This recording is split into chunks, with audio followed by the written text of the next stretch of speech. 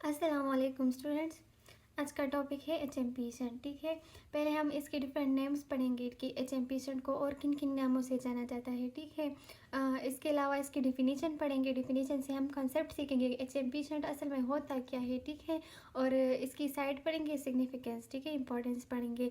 Importance की मतलब ये शंट जो है एचएमपी-शंट ये बॉडी में असल में होता किस लिए है, इसकी ज़रूरत क्यों होती है। ठीक है, और किन केसेस में इसकी ज़रूरत होती है।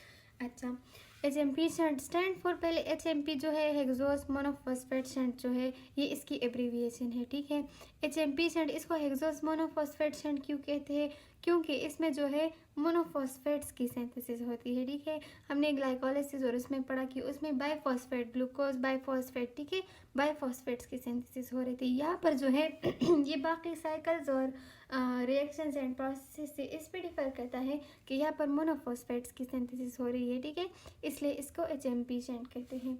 अच्छा, एचएमपी शंट को पेंटोस फॉस्फेट पाथवे से भी जाना जाता है। ठीक है, पी 3 पीस का मतलब है, जहाँ पर भी आ जाए इसका मतलब है कि ये भी एचएमपी की बात हो रही है। ठीक है, और इसे पी क्यों कहते हैं, क्योंकि यहाँ पर पेंटोस शुगर की जो है वो सिंथेसिस हो रही है। ठीक है, पेंटोस फॉस्फेट पाथवे इसलिए इसी कहा जाता है क्योंकि यहाँ पर पेंटोस फॉस्फेट शुगर्स की सिंथेसिस हो रही है। अच्छा, जो तीसरा नाम है इसका वो है फॉस्फोग्लूकोनेट पाथवे। ठीक है, इसको फॉस्फोग्लूकोनेट पाथवे इसलिए कहते हैं क्योंकि यहाँ पर जो है एक इंटरमीडिएट बनता है, जो कि हम अपने नेक्स्ट वीडियो में स्टेप्स में पढ़ेंगे। ठीक है, कि इंटरमीडिएट कब बन रहा है, तो वो जो है फॉस्फोग्लूकोनेट पाथवे इसके साइकिल का एक इंटरमीडिएट है, जिसकी वजह से इसको फॉस्फोग्लूकोनेट पाथवे भी कहते हैं। बिल्कुल उसी तरह जिस तरह Krebs cycle so citrate cycle भी कहते हैं। ठीक है, क्योंकि वहाँ पर भी जो है सिट्रेट एक सबस्ट्रेट है और इंटरमीडिएट था। उसी तरह बिल्कुल फॉस्फोग्लूकोनेट जो है वो यहाँ पर एक इंटरमीडिएट है। डिफिनीशन इसकी क्या है, pathway for oxidation of glucose. ठीक है, alternative pathway to glycolysis and tricarboxylic acid cycle. मतलब क्या है, यहाँ पर भी जो है इस एचएमपी शंट में ग्लूकोज की ऑक्सीडेशन हो रही है। ठीक है, ये जो है ये एक पाथवे है जहाँ पर ग्लूकोज की ऑक्सीडेशन हो रही है, बस और कुछ नहीं है। डिफिनीशन इसकी यही है कि मतलब this is a pathway due to which glucose oxidation is happening here. ठीक है, और occurring here. Alternate pathway to glycolysis and tricarboxylic acid cycle है, वहाँ पर भी जो है ग्लाइकोलाइसिस और उसमें CO2 जो है वो बन रहा था। यहाँ पर भी जो है ग्लूकोज की ऑक्सीडेशन हो रही है। ये कहाँ पर ऑकर होता है, liver, adipose tissues, adrenal cortex and RBCs, these are the common sites where HMP shunt occur. ठीक है, लेकिन एक ज़रूरी बात याद रखिए कि ये जो शंट है एचएमपी शंट, इससे हमें क्या मिलता है, पेंटोस शुगर। जिस तरह कि हमने नाम से ही पढ़ा ना, पेंटोस फॉस्फेट बात है, यहाँ पर पेंटोस शुगर्स बन रहे हैं।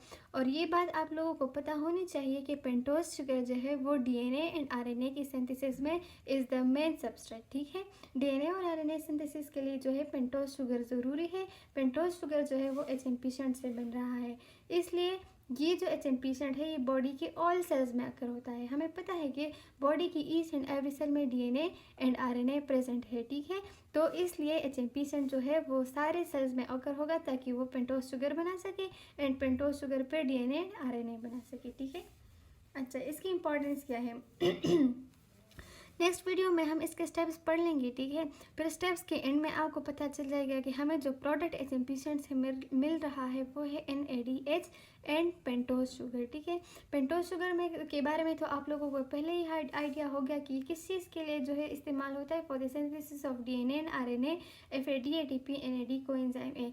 इन सब की सिंथेसिस के लिए जो है पेंटोस शुगर बहुत ज़्यादा इंपॉर्टेंट है, जो कि एचएमपी शंट बना रहा है। इसके अलावा NADH जो है वो final product of HMP shunt है। अब NADH जो है वो किस लिए इस्तेमाल हो रहा है, NADH जो है आप लोगों को NADPH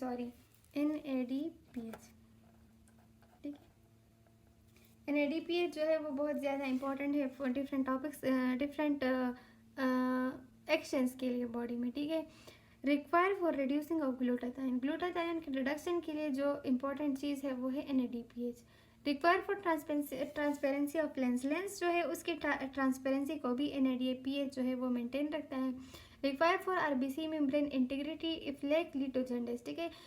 आरबीसी मेम्ब्रेन की इंटीग्रिटी को भी NADPH ही मेंटेन करता है, अगर ये नहीं होगा तो फिर जॉन्डिस होगा, ठीक है। अगर आपको कहीं क्वेश्चन आ जाए या कुछ भी कि जॉन्डिस जो है वो किस वजह से होता है, तो due to the lack of NADPH, ये भी एक फैक्टर है जिससे जॉन्डिस होता है, क्योंकि इसमें लैक ऑफ मेम्ब्रेन इंटीग्रिटी हो जाती है।